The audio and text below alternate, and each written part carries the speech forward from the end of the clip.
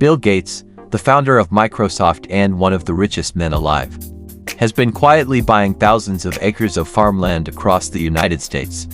Some say it's a smart investment, others say it's a plan to control food supply. But what's the truth? Let's dig into the facts. When you think of Bill Gates, you think of technology, Microsoft, and philanthropy. But here's something shocking: Bill Gates is now America's largest private farmland owner, with over 260,000 acres across 17 states. That's more land than the entire city of New York.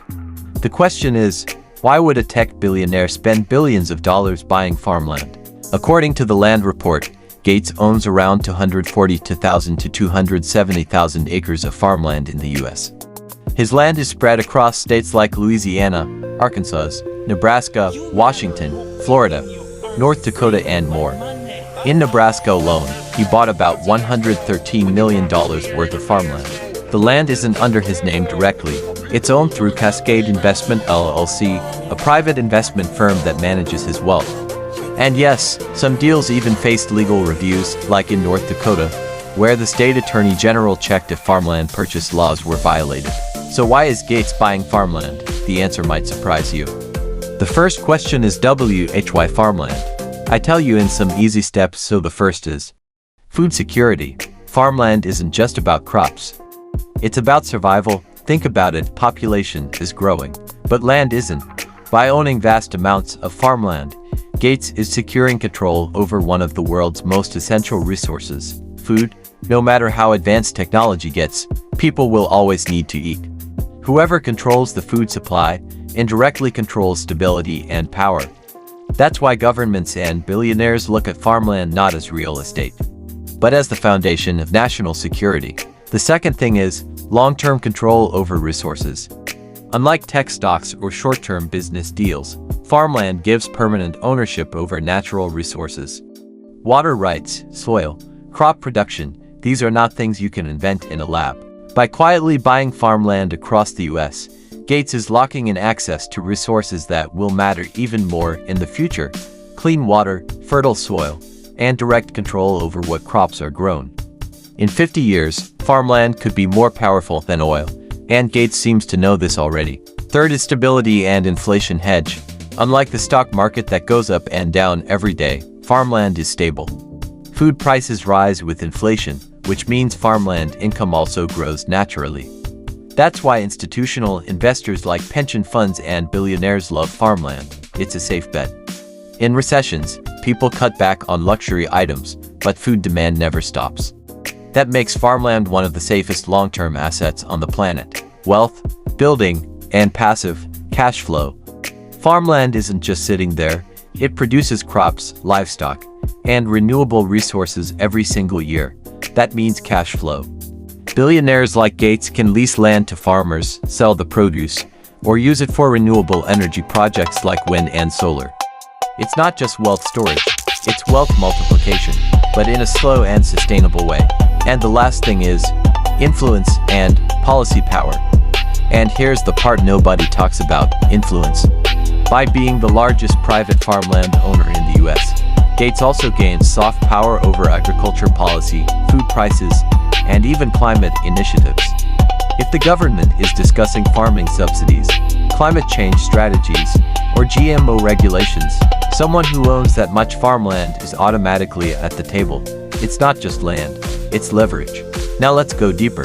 Why does farmland give such a strategic edge compared to other investments? Rising demand for sustainable agriculture.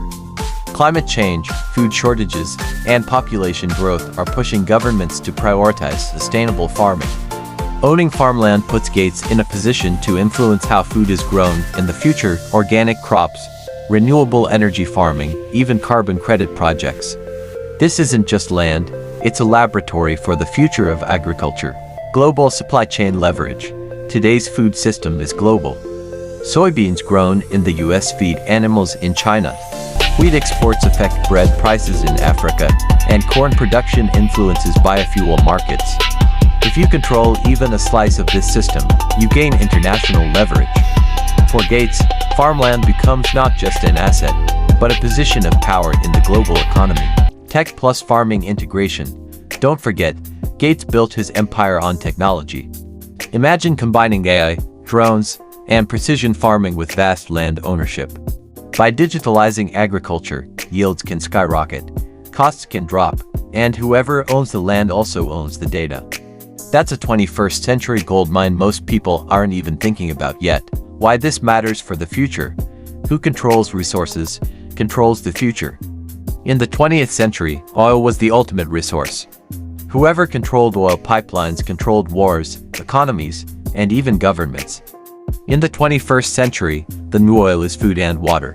By owning massive amounts of farmland, Gates isn't just investing, he's creating long-term influence. Because when a billionaire can decide what grows on the land, who gets access to water, and how food is priced, it directly impacts entire nations, people. And what does this mean for you and me? For small farmers, they risk being squeezed out. If billionaires keep buying land, small farmers could end up renting instead of owning, losing independence they've held for generations. For consumers, rising land prices push up food prices. Bread, vegetables, meat, all could become more expensive and hits the poor the hardest. For local communities, if farmland is treated purely as an investment, rural communities risk losing their cultural identity and control over their livelihoods. And here's the big question: should one man, no matter how rich or powerful, have this much control over essential resources? Supporters argue, yes, because Gates has the money, and he's investing in sustainable farming, green tech, and innovation. He might actually save agriculture from collapse. No, because food is not just a business, it's a human right. Allowing billionaires to dominate farmland could make societies vulnerable to monopolies over survival itself. Tense. Is this smart capitalism, or is this dangerous concentration of power? Other billionaires investing in farmland. Bill Gates isn't alone in this game. Several other billionaires are also buying farmland across the United States. Jeff Bezos. According to reports, Bezos has purchased around 420,000 acres of farmland spread across the U.S. Much of this ties into long-term real estate value and water resources. Ted Turner, the media mogul and ranch owner, has long been one of America's biggest private landholders, with massive ranch properties used for both cattle. So in your mind, the question is, if Jeff Bezos actually owns more total land than Bill Gates, why do we keep hearing that Gates is the largest farmland owner in the U.S.? Wait, I tell you the difference. Great question. Let's clear this confusion. Bill Gates is often reported as the largest private farmland owner in the U.S., around 242,000 acres as per the land report. Jeff Bezos owns a lot more total land, around 420,000 acres, but most of his is not farmland. His land includes ranches, forests, and wilderness, especially in Texas, not just agricultural farmland. So, largest farmland owner equals Bill Gates, approximately 242,000 acres farmland. Larger total landowner equals Jeff Bezos, approximately 420,000 acres, but mixed use, ranch plus desert plus conservation. That's why headlines usually say Bill Gates is the biggest farmland owner, because Bezos's land isn't classified primarily as farmland.